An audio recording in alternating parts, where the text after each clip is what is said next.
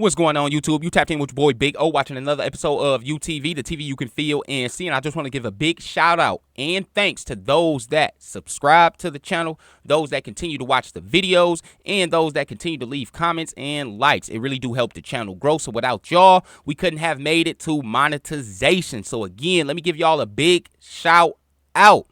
And in today's video, y'all, I'm going to be explaining to y'all where I've been hiding and why I've been hiding. Now, this paperwork came out on the 21st, and when I seen it, I went ghost.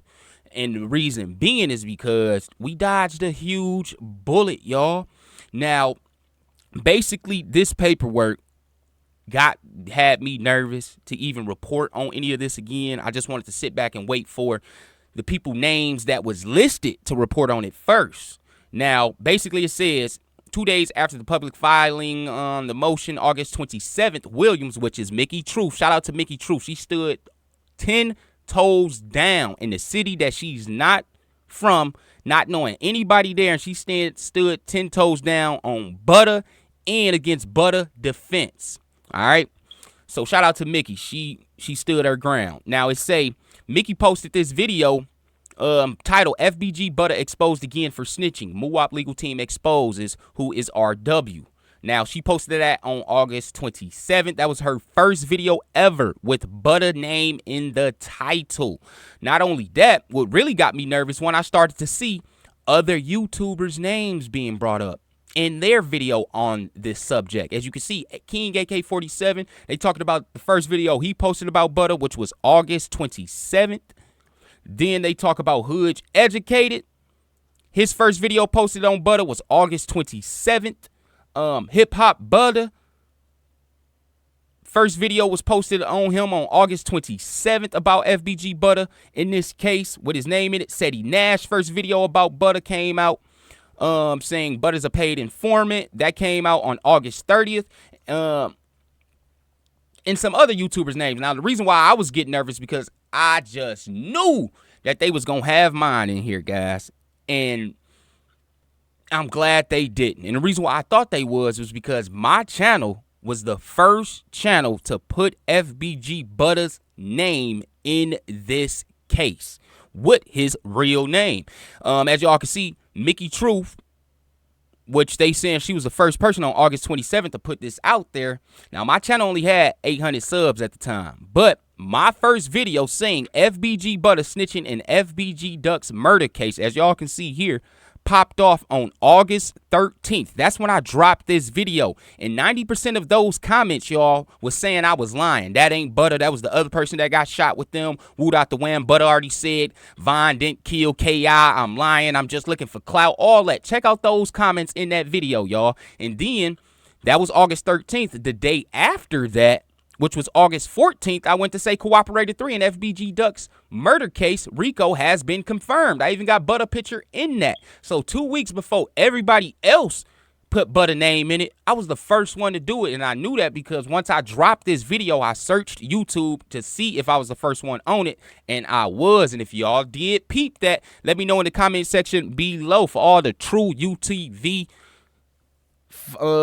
supporters out there, man. But as y'all can see, I was the first one on it. So when I seen this and I started to see these sub names coming down here, I was like, damn, I know mine gonna be in here. But we dodged the biggest bullet of 2023. And if y'all been keeping up my channel, I have been showing backdoor paperwork, sealed documents. Like, I get the stuff, read it, and put it out there. Then the next day it's sealed. I had backdoor action. Now I say, what really had me nervous was the angle that they was trying to hit Mickey with.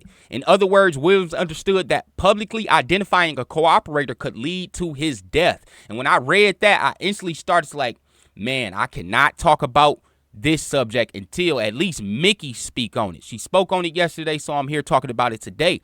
But again, by me being the first one, y'all, I really thought I was going to be listed in here, and I'm glad that I am not, because we do not want to play these type of games. Because the way they was coming at her, they was trying to basically say that she is putting this man in harm, danger, and I was thinking like they might try to trump some charges on her, but she stood 10 toes down and they can't touch her. But again, after seeing this, This is what made me step back from the case, y'all, because I want to see how this actually play out before I even speak my opinion on it. So with that being said, the reason why, again, I didn't want to be in harm's way, y'all. That's why I stepped back. That's why I stepped back for about 2 weeks. I haven't been reading any of this out to y'all because after seeing this, I really thought that they would be going after the YouTubers huge and heavy. You know what I'm saying? Especially me being the first one to actually put Butta name out there in it. I put Butta name out there in it when we only had Cooperator 3 information. When everybody was speculating on who it was, I knew exactly who the fuck it was because I know who Butta is, y'all. Butta be with my nephew, Leandre, all the motherfucking time, man. If you watching this, man, you know I ain't no cap, bro. If Butta really wanted to get up with me, he could. You know what I'm saying? But at the same time, y'all, the court is right. People is putting people in danger by showing open case paperwork of cooperators. I do feel them on that angle. So with that being said, I'm going to cool down off showing open case paperwork of snitches. Now, it ain't me saying that I ain't going to be, you know what I'm saying, exposing closed case snitching. I'm most definitely going to continue to open up these old murder cases, you know what I'm saying, of niggas told in the city. You know what I'm saying? Because I know a lot of people that is accused of it. And since I got the key to the paperwork now, it ain't nothing for me to reveal it. Just like the Tay 600, I just put Tay 600 out there, y'all. It's true. Tay 600 did 100% tell, and if y'all didn't catch that video, it's most definitely on the channel. I got the Billy paperwork, and I do got Tay 600 paperwork, y'all. So with that being said, check out my last video about the Tay 600 paperwork. I proved to y'all. I showed y'all the actual black and white. And I show y'all the actual transcripts from all that. So with that being said, if y'all want to check that out, make sure y'all check out my channel. I think all I got to do is say Tay 600 right here. See, here it go right here, y'all. Make sure y'all check out this video. Tay 600 paperwork breaking news. He really did tell, y'all. He told them what they was wearing, all that. Who got back in the car, this and that. You know what I'm saying? But the reason why he tried to say he didn't tell is because he didn't actually go in trial. They put the U.S. Marshals looking for Tay 600. The state had the U.S. Marshals looking for him. You think the state will go out their way looking for somebody that doesn't have a statement that isn't going to help their prosecution? Come on, man. We smart around here, Tay. Ain't nobody stupid. So I actually broke that down real good to y'all. So make sure y'all check this one out. Tay 600 is a huge snitch. He not the realest nigga over there from 600. I'm just keeping it 100 with y'all. So with that being said, make sure y'all check that out. And again, we dodged a bullet. But y'all know trial begins on the 3rd for Duck case. I will be updating y'all on that, but I will not be revealing anybody else in this case. We'll lay all the information out there. You know what I'm saying? But I'm going to step away from Butta a little bit, man, because Butta is actually talking to them people about people is putting him in danger, this and that. So Butta is telling on the people that is exposing him. Not just anybody he telling federal people. Not like this nigga is crazy, y'all. This is crazy. But I want to know y'all thoughts in the comment section below on that. Another thing I want to talk to y'all about is the HoneyKomb Brazy situation. Now, as y'all know, HoneyKomb Brazy is out on bond, y'all. And for those that think that the man is actually going fed, it's not going to happen, man.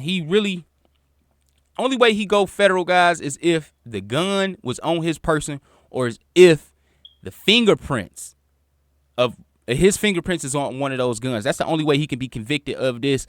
Other than that, they can't. And the only reason why they coming at him on a federal level, in case y'all don't know, anytime that you catch a felony in the United States, I don't care what state it's in, you are convicted of it, you are going to have to sign a paper, basically signing over your gun rights for the next consecutive 7 years plus, 7 to 14, depending on the extent of your crime. But with that being said, it says in that paper, if you get caught with a gun again, you can be subject to prosecution on a federal level. And the reason why they doing Brazy like that is because of his name. The reason why they did Boosie like that is because of his name. The reason why they did King Yellow like that because of his name. It wasn't like these niggas got caught with 100 guns or nothing like that. Your second pipe case can take you to the Fed, depending if the feds want to pick it up. And the feds is most likely going to pick it up if you have a name for yourself. If you got a big name and this your second pipe case, it's more than likely the feds is going to pick it up, just like they did Yella, Boosie, and HoneyKomb. And in Boosie case, they ain't even find a gun on him. They got a picture of him with a gun. You see what I'm saying, y'all? So with that being said, it's all about your name, and I don't think HoneyKomb Brazy was stupid enough to even touch one of those guns. Now, since they wasn't security guards, everybody trying to say mob ties set them up, boot out the wham. Who the fuck sets themselves up to go to jail to get another nigga locked up? Them niggas in the car would have to been on the plan to get this nigga HoneyKomb locked up. So these niggas facing charges to get another nigga locked up, and they got caught with the gun on them. That doesn't sound like a setup to me, man. That don't sound like a setup at all. You know what I'm saying? The nigga probably actually knew that these wasn't security guards, y'all. Y'all got to actually think about that. He probably knew that they wasn't security guards, and he probably just like, forget it. You know what I'm saying?